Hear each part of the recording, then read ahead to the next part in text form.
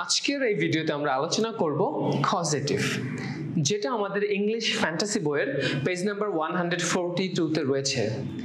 যাদের এখনো বইটি নাই তারা অবশ্যই এখনই বইটি অর্ডার করতে পারেন আমাদের ফেসবুক পেজের মাধ্যমে, অথবা সরাসরি স্ক্রিনে দেওয়া নাম্বারটিতে আপনি যোগাযোগ করে বইটি নিতে পারেন। আজকের টপিক হলো causative in conversation.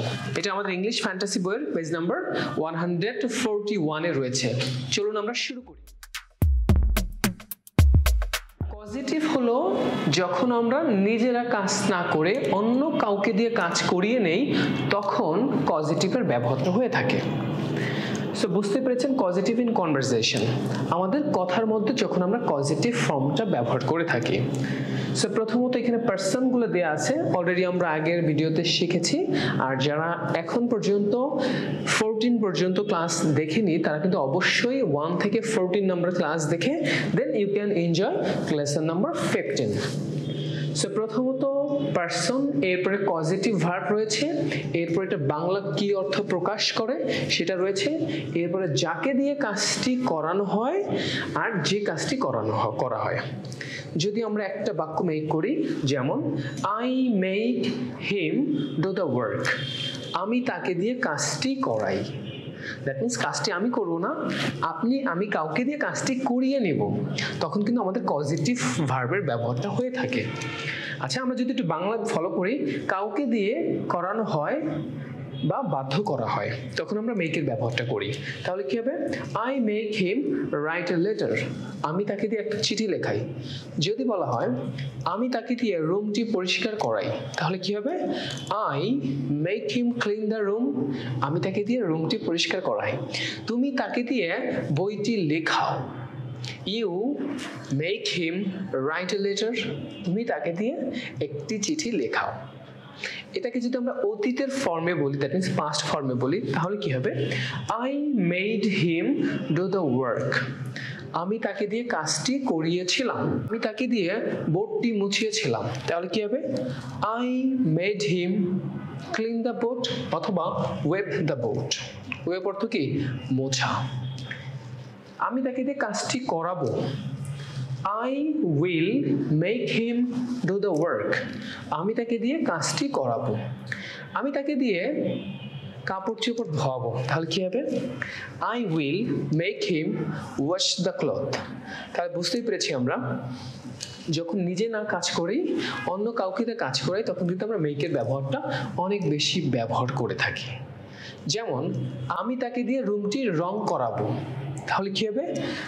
I will make him painting the room, আমি তাকে দিয়ে রুমটি রং করাবো।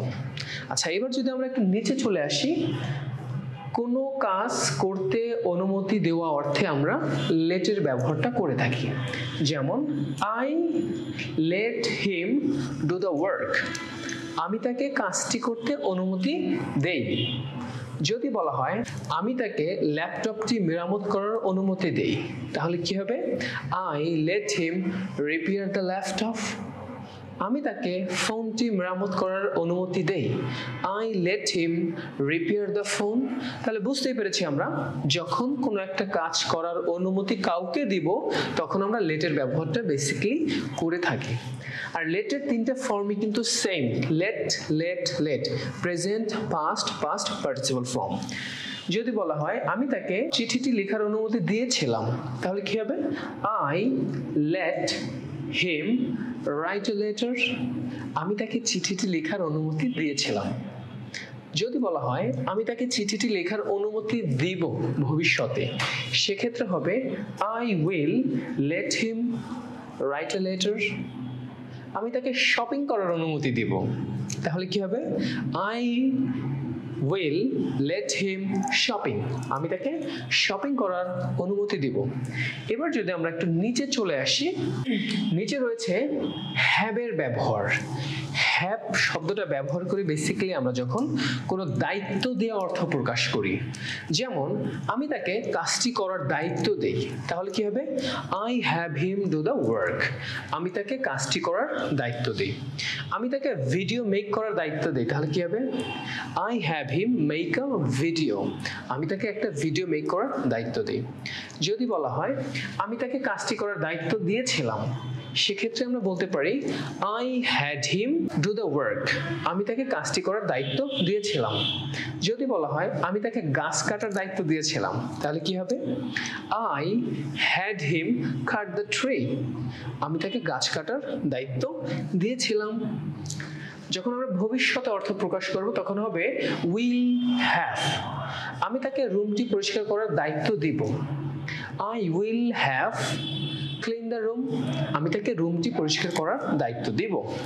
যদি বলা হয় আমি তাকে ইংরেজি শেখানোর দায়িত্ব দিব, I will have him teach English language. আমি তাকে ইংরেজি শেখানোর দায়িত্ব দিব।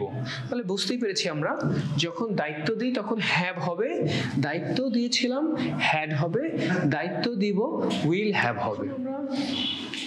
Gate to. Get to basically যখন আমরা কাউকে দিয়ে কাজ করাই নেই বাট উৎসাহ দিয়ে কাজটি করাই নেই, তখন আমরা গেট টু এর ব্যবহারটা করি।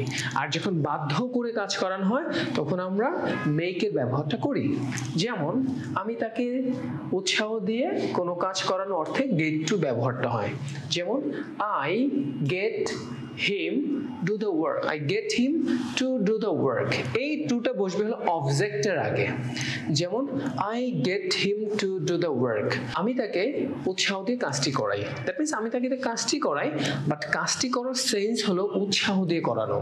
ফিলিংস গত একটা ভেরিয়েশন আছে। যখন আপনি বলবেন I make him do the work, আমি তাকে দিয়ে কাজটি করাই, আর আমি তাকে দিয়ে কাজটি করাই উৎসাহ দিয়ে করাই, তখন আপনার বলতে হবে I get him to do the work. আমি তাকে দিয়ে কাজটি করাই। I make him do the work, আমি তাকে দিয়ে কাজটি করাই বাট ফোর্স করে করাই। আর উৎসাহ দিয়ে করালে হবে I get him to do the work. তাহলে বুঝতেই পেরেছি আমরা। আর এটাকে যদি আমরা অতীতে বলি সেক্ষেত্রে বলতে হবে I got him to do the work. আমি তাকে দিয়ে কাজটি করিয়েছিলাম। আমি তাকে দিয়ে কাজটি করাবো I will get him to do the work. আমি তাকে দিয়ে কাজটি করাবো। আর যাদের কাছে ইংলিশ ফ্যান্টাসি বইটি নেই তারা কিন্তু অবশ্যই স্ক্রিনে দেওয়া নাম্বারটিতে ফোন করে আপনি সরাসরি বইটি অর্ডার করতে পারেন। বইটি খুলে যদি আপনি লেসনটা এনজয় করেন আপনি খুব ভালো করে লেসনটা বুঝতে পারবেন।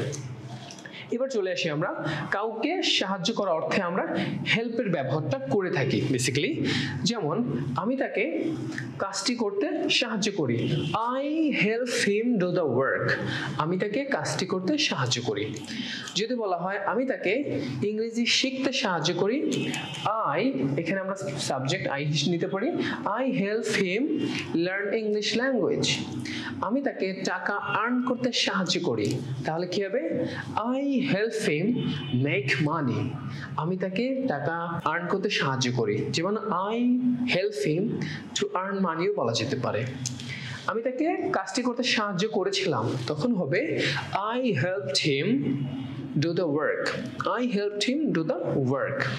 আমি তাকে কাজটি করতে সাহায্য করব, সেক্ষেত্রে হবে I will help him do the work. আমি তাকে কাজটি করতে সাহায্য করব। বইটি সামনে খুলে যদি আপনি বসেন টপিকটা আরো বেশি ক্লিয়ার হবেন, কারণ লেসনটা মোটামুটি বড় একটা চ্যাপ্টার, ইউজ অফ কজেটিভ। সেক্ষেত্রে অবশ্যই বইটি কিন্তু আপনি অর্ডার করবেন। আর আমরা যদি এবার দেখি কিছু ভার্ব আছে এরা বংশগতভাবেই জেনেটিক্যালি ওরা কজেটিভ হয়, আর যেই ভার্বগুলো কজেটিভ হয় না এদেরকে কজেটিভ করার জন্য বেসিক্যালি হ্যাবের ব্যবহার, গেটের ব্যবহার অথবা মেকের ব্যবহারগুলো করে থাকি। যেমন এই যে ভার্বগুলো দেয়া আছে স্ক্রিনে, এরা হলো বংশগতভাবে এদের একটা কজেটিভ ফর্ম আছে, আর একে কজেটিভ করার জন্য আপনার কিন্তু অবশ্যই কোনো হ্যাভ অথবা মেক অথবা গেটের কোনো ব্যবহার প্রয়োজন নেই। যেমন ইট, এটার পজিটিভ ফর্ম হলো ফিড। যেমন আমি তাকে খাওয়াই, আই ফিড হিম। বলার দরকার নাই আই মেক হিম ফিড। আমি তাকে খাওয়াই, তাহলে ইংলিশটা কি হবে? I feed him, কারণ এই ইটের একটা পজিটিভ ভার্ব অলরেডি আছে। ইটের পজিটিভ ভার্ব কি? feed। learn, teach, know, inform, see, show, take, give, remember, remind। যদি বলা হয় আমি তাকে মনে করিয়ে দেই, তাহলে কি হবে? I remind him। আমি তাকে ক্লাসের কথা মনে করিয়ে দেই, I remind him about the class। তাহলে আমরা বুঝতেই পেরেছি আমাদের আজকের এই ক্লাসটা ইংলিশ ফ্যান্টাসি বইয়ের পেজ নাম্বার 141-এ এই লেসনটা রয়েছে। আর আমাদের এই ক্লাসে আরো রয়েছে কনভারসেশন। এই কনভারসেশনগুলো কিন্তু আপনি অবশ্যই শুনবেন। আর এই কনভারসেশন শোনার জন্য আমাদের ইংলিশ ফ্যান্টাসি বইয়ের পেছনে একটা কিউআর কোড পাবেন। এই কিউআর কোড স্ক্যান করলেই কিন্তু আপনি এই অডিও কনভারসেশনটা পেয়ে যাবেন। এছাড়াও ভিডিও লেসন দেখার জন্য আপনি কিন্তু আমাদের ইংলিশ ফ্যান্টাসির যে ইউটিউব চ্যানেল আছে আপনি এখানে ফলো করতে পারেন। So thank you very much for watching and don't forget to subscribe our YouTube channel. Have a good time till then, take care, আল্লাহ হাফেজ।